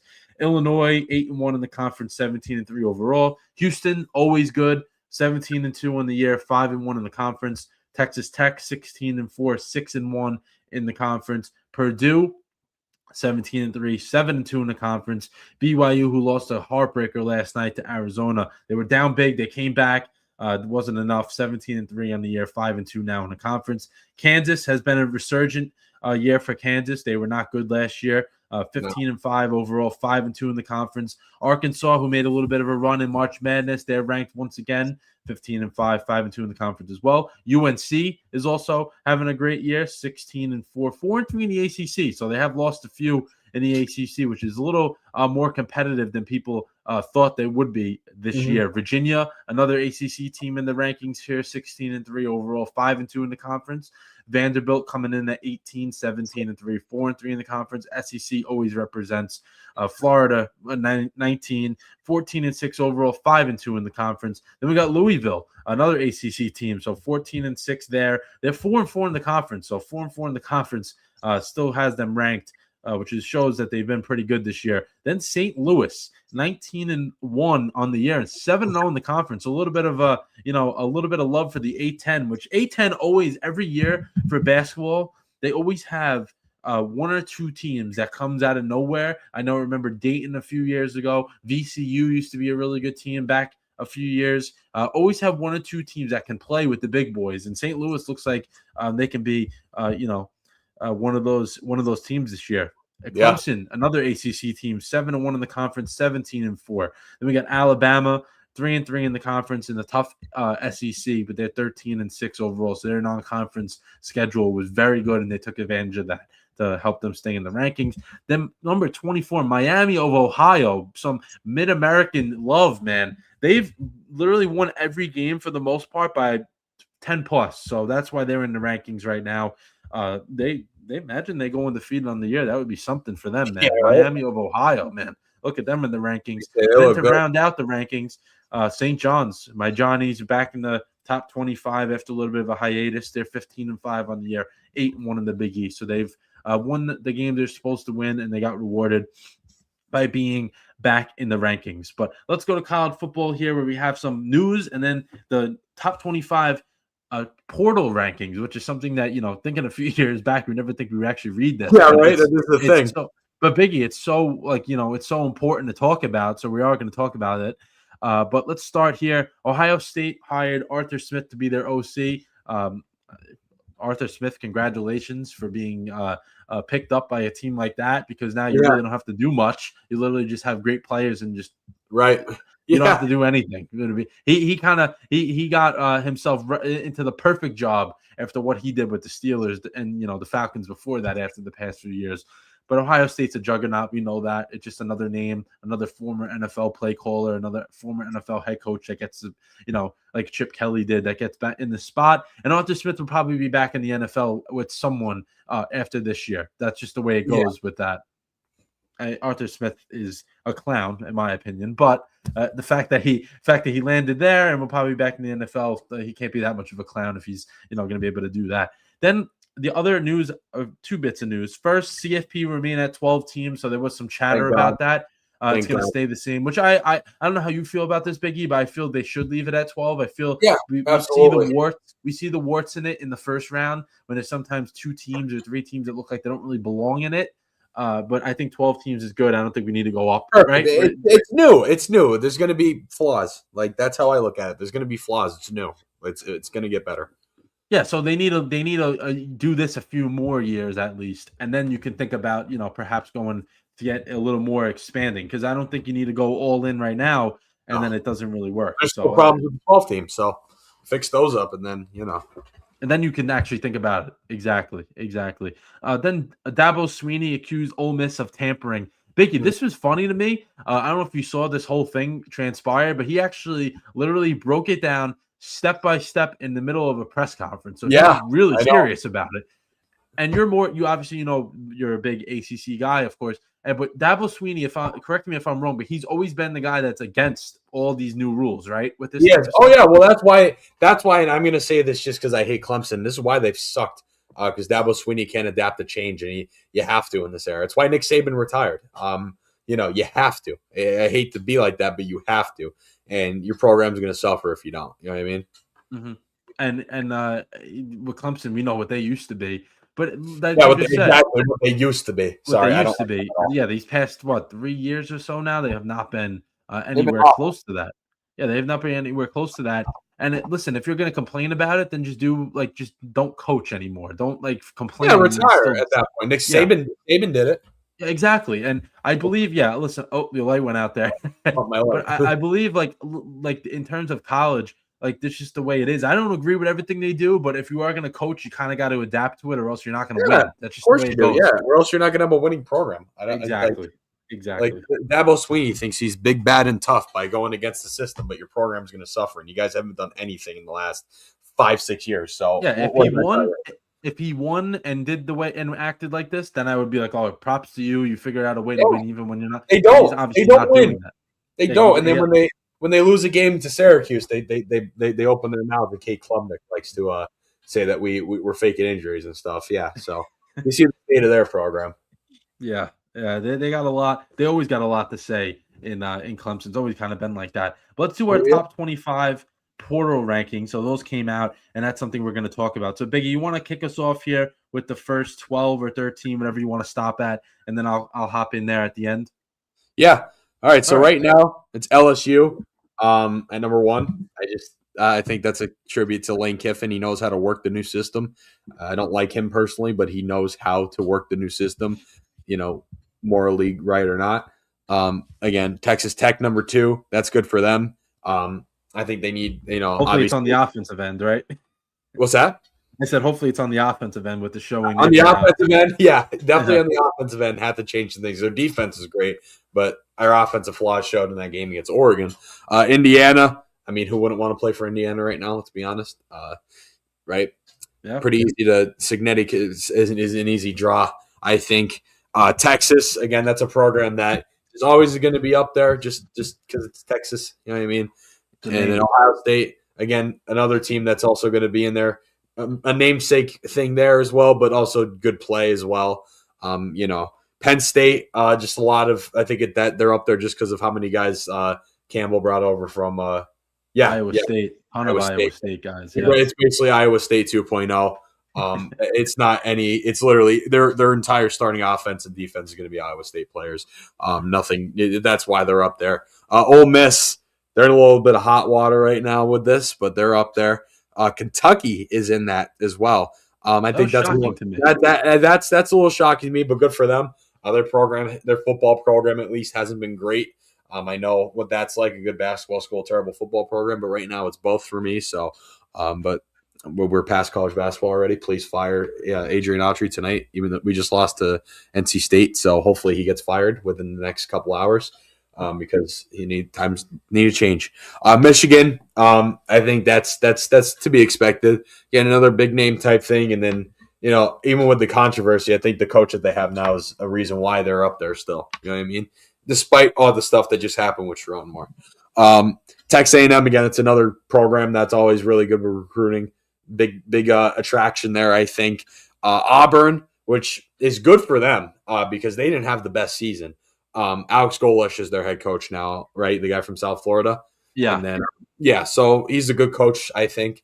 And going to bring in some good guys. Arizona State, that's school. I think that's another name, but more of the school than the football program. But again, who wouldn't want to play for Dillingham, though? I think he's another great coach that you want to play for. And Oklahoma State, new head coach there. I forget who it is exactly. He's from North Texas, I believe. North Texas head coach. Yeah, I think they're up there because a ton of North Texas guys transferred there. I think that's why they're up there. A lot of these are just head coaches going somewhere and then players following that head coach. Pretty much, yeah. Like Oklahoma State, Penn State, they're up there for that reason alone, I think. And Auburn, too. Auburn, I think some guys followed Golesh, but I think that's more of just Auburn being an SEC team as well. Mm-hmm. Right. All right. I'll take over here. So number 14, Virginia Tech. We kind of know why that's the case. James Franklin goes there, brings a ton of guys that were there and stuff like that. Then also, listen, he was probably going to bring guys to Penn State because we know how it is now. Probably in the middle of the year, he had connections going through. Come to Penn State next year when they got rid of him at Penn State. Come follow me to Virginia Tech, just the way it goes. Yeah, Notre Dame in the middle of the pack here at 50. What was that? I'm sorry. Like he's in Brunkenmeyer. Exactly. Yeah, exactly. Notre Dame at 15. Haven't brought in like high profile guys, but they brought in some decent ones from what I've seen so far. Louisville at 16. Any reason why that you feel like why they're up there, or just kind of the potential's there, man. Their program has always been steady, to say the least. They've been consistent, right? Yeah. They've been a consistent program, and I think that there's definitely some potential there for some ACC title contention. I think personally on Louisville. So maybe these transfers will be able to do that for them. We'll see. It's to be seen. And the one thing I want to say about this is, we're making a big deal out of it, but just because you're ranked this high in terms of portal like pickups doesn't mean it's going to translate to wins. That's just not the way. It doesn't always work out like that. That's the thing. Exactly. Indiana is a great example of what can happen when you do it, but there's other examples out there of when you brought in a lot of transfers that just didn't work. It happens like that all the time. It doesn't always have to be one side to this. It could be both. Then Colorado, so Prime's always going to have his fingers in on this. Always looking to improve his team.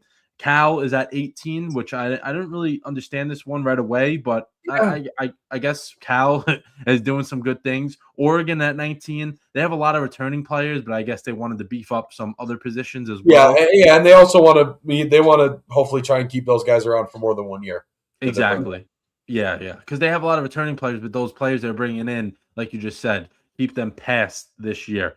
And then Tennessee at number 20, South Carolina 21, Georgia 22, Alabama 23, Oklahoma 24, and Missouri 25. So the last 6 teams there, right? 6 teams? Yep, 6 teams are from the SEC. So the SEC always will get, they're going to get their fair share of guys. Yeah, and then another thing with Oregon is I think they're also a school that we just said like they want guys to stick around and like develop underneath older guys. They're one of the few schools that's actually done that well the last couple of years. If you notice, a lot of their guys like from the next year on are always guys that were there and developed. Like even Dante Moore and like he was the backup to Dylan Gabriel, becomes a starter this year. Right. Yeah, that they do that.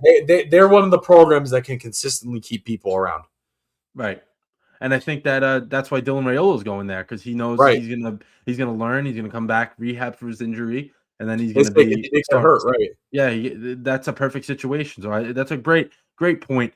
With that, and then with how you doing. Anything you want to add with how you doing? I just have one thing, but I'll let you go in first if you have anything you want to talk about. We kind of sure. Syracuse football. On the topic of recruiting, they this offseason was officially the highest ranked recruiting class in school history. Which you could say, well, Fran Brown, they won 3 games. Tusi, they love talking about Tusi. They love talking about it. They think it's every college football fan's bread and butter, because for some reason people hate us for whatever reason. I don't understand it. It's not just you guys. Like I never noticed. Syracuse is like, if you're not a fan, people hate them. People love to hate Syracuse. I don't get it. Like when people give them, I just do it. I just do it to troll. Yeah, for me, right? You guys, I understand because it's me. But hey, if anyone makes a video about them, there's always comments about them, like, they only won 3 games. Fran Brown's a fraud. Oh, he's this and that. Oh, you guys signed Tusi. Oh, like why? What have we done? What have we done? We've actually done nothing in the last 20 years. So I don't know what you guys are all mad about, but they've inked the highest recruiting class in school history this past year. And you know what? I think that's a testament to Fran Brown being as good of a head coach as he is. As much as I didn't like some of his decisions quarterback-wise this past season, that's growing pains of being a head coach for the first time. You're only a year and a half in at that point. But the recruiting, as he gets better as a head coach and the recruiting stays where it's at, because he's a great recruiter. He's brought in some great guys, really has, in his first 2 years. As he develops as a head coach and a clock manager and stuff like that, it's only going to get better for us, I think. And if we can keep bringing that talent in, if we can keep some of those guys around, because that's also something I noticed as well. An issue we had is like some of the big name guys we brought in are transferring already. So we got to hopefully, and I think a testament to that is us winning 3 games. It's understandable. No one wants to play for a losing program like that. Especially in a conference that's not very well praised, which I think should be now, because I think it's going to be one of the best next year, because there's a lot of good teams in it now. And the runner up in the national championship was from the ACC, so I think the ACC is starting to become more of a gain a little more relevancy, and I think they're going to be a lot better next year just overall. Teams like Louisville, teams like Georgia Tech, Miami, obviously, Duke, Florida State. I think they're kind of falling off a little bit. Clemson still, but those are 2 big names, Florida State and Clemson, big names. You know what I mean? So I just think and then Pitt is also a team that I think can make some noise as well. What I mean? They hopefully they don't fall off in the middle of the year, but just want to talk about that. So highest recruiting class in school history and first 5-star in school history. So that's impressive. And their schedule just came out too, which it's a lot better than this past season. And if Steve Angeli plays the whole year, I think we're going to be 7 wins, which for us is good. So anyone wants to come at me and say, well, that's nothing, or you guys suck. No, it's good for us. It's better than 3. And even if Angeli goes down, I have way more faith in Amari Odom or Malachi Nelson. So I don't think either of them are going to start. I think if anyone would start, it would be Odom, but it's not happening. Angeli is our guy, I think. And if he goes down again or he's not ready, I think Odom's going to be our second string guy, the guy from Kennesaw State who threw for almost 3,000 yards. Mm-hmm. I think and that's what's good about it too. We actually have a backup who actually played, because Ricky Collins never really played at LSU. He was always the backup. I mean, there was just potential with him. There was never any proven stats with Ricky Collins. It was just all potential. With these 2 guys that we brought in, it's been proven. Obviously, Amari Odom a little more than Mekhi Nelson. Mekhi Nelson's been around a couple different schools already, but the Odom kid is pretty good. So I have some faith in him if Angeli's not ready to go or he gets hurt again. All right, so that's you kind of have some positive going into next year. There At is, least you guys there are absolutely is. I'm a very better positive. spot, definitely Yeah, a better spot spot than we were at the end of the year last year. for sure. So listen, the offseason didn't start out great, but it's becoming coming together at least, which is a I good thing. agree. And then for me, I'll save because I was going to talk about Notre Dame's schedule. He actually reminded me of that, but I'll just save that for next week just because I don't want to keep rambling on about it. Yeah. But with the Jets, I don't really understand what the hell they're doing. That's why I wanted to just talk about it quickly. They fired every assistant pretty much except for I think offensive line coach or something like that. They fired a lot of assistant coaches. But why would you leave your head coach the ability to get rid of all the guys that he brought in last year? And leave him in charge. I don't really understand that. It just shows how incompetent they are.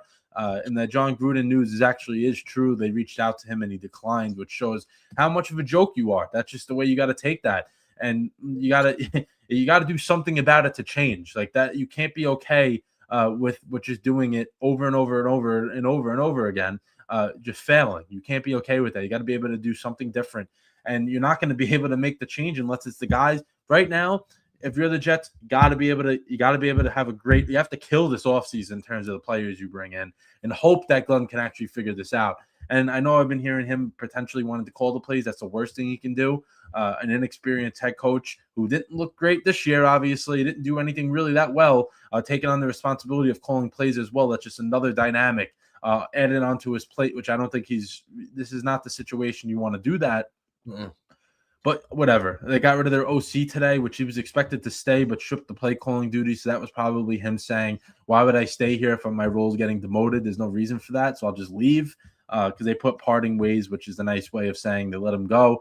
But he probably said, honestly, probably like, why would I stay here if I'm not going to be able to call the plays, which is exactly what I did last year. So I think he got the short end of the stick because I actually think Tanner Rengshin could bring a pretty good OC, young, promising guy. It seemed like he did okay with what he had to work with, which was really nothing in terms of the quarterback play. Yeah. But it is what it is. So they're and I don't understand either why you wait this long to fire him 3 weeks after the season's over. Then you wait to do it. I don't really understand that part. You just do it right away. Just do it right away and just move on. Cut bait and that's it. And I just don't get it. But he's got to nail. He's got to nail these, man. He's got to nail these assistant coach hirings, or he's going to be in trouble. Weird though. Why now? And why is I don't Glenn know. still there? I don't know. First off, why is Glenn still there, and why now? Like, why is it so spaced out? Why is it so sporadic? You know what I mean? I don't know. I don't know. What, like it's just like why? What are you doing? I have no answers anymore. And obviously, people know I am not a guy that defends Glenn. But if there is anyone out there that actually defends this guy, what leg do you have to stand on anymore? Defensive-minded coach with 0 interceptions. What do you have to defend there? And it's just fired literally his entire staff that he hired last year.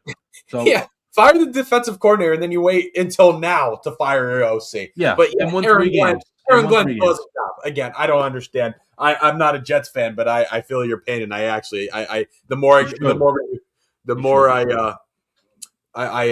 the more I talk to you and we do this show, I feel for the Jets. So I feel the frustration.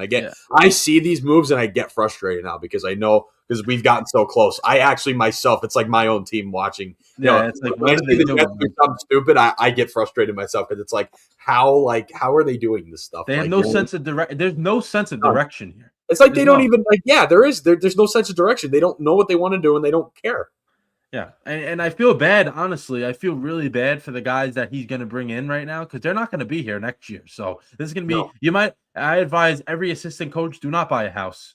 Don't buy a house because you're going to have to sell it anyway. Don't move in the JD's neighborhood.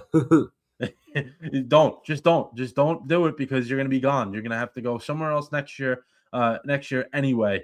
But it's ridiculous, man. It's really ridiculous. I don't know what the hell they're doing, but we'll see. We'll see what happens. I'm just sad. I'm literally almost given up on this team. Like I am so close to like just officially boycotting. I don't care anymore. Like I don't care. Yeah. I'm at the point where I just like it is what it is. Like I'm almost at the point though, like where I literally don't care who they even have here anymore. It's getting me there. To that point. Well, let's wrap up the show here with the pick'em. So our official records, I know I mentioned I was up by 5 games, but the official records are I'm at 30-24 and Biggie's at 25-29. So Biggie is on a hell of a job of getting back into the standings here. Yes. And for this week, playoff save me. They did. NFL playoffs and college football did as well by predicting the correct champion, the Indiana Hoosiers. This week we're going to do just one. But there we are. This week we're going to do one game, Spurs versus Rockets, and then next week obviously we'll do the Super Bowl. But this week, Spurs versus Rockets, which is tomorrow night. So not tonight, tomorrow night. Spurs versus Rockets. They played each other a couple of weeks ago. It was a very entertaining game. 2 of the top 4 teams in the Western Conference. I was like, yeah, why not? Let's do it. Biggie, who do we got in the Spurs versus the Rockets, which is going to be a heavyweight game once again, I think. Yeah, I'm going to take the Spurs just based out the fact that the Rockets won this game last time. I was in between on it because Houston, and they're very closely, they're very close in how they're playing right now. And not even just standings, just how they've played recently. Yeah. A couple of games, even the one against each other. And I'm like, well, this game's in Houston. I might take the Rockets, but I look at it more. It's like, teams that you see quite a bit. It's hard to beat them like, that close within each other. You know what I mean? Like they literally played them. What was this? Literally when? Last Tuesday, right? I believe something like that. It was recently. So you're seeing this team again within a week span. It's tough to do that. I think the Spurs get it done on the road just because of the short time it was. I mean, they literally played 2 other games in between that, and that was against the Jazz and the Pelicans. That was the Spurs, and they won both those games pretty soundly. So they probably, getting some good shots up doing that. And, you already know how the Rockets scheme, and they beat you a week ago. So I think it's the Spurs game, even though it's in Houston. All right. I want to pick the Spurs, but I'm a big Rockets guy this year. So every chance I have to stick with them. So I'm just going to go with Houston. We'll see what happens with that, but at least we have something different to pick from. So the standings will be different once again next week before the Super Bowl. But I want to thank everyone for coming on for episode 93, popping in and out in the chat, live views or whatever. Thank you guys once again. We will be back soon. See you. Yeah.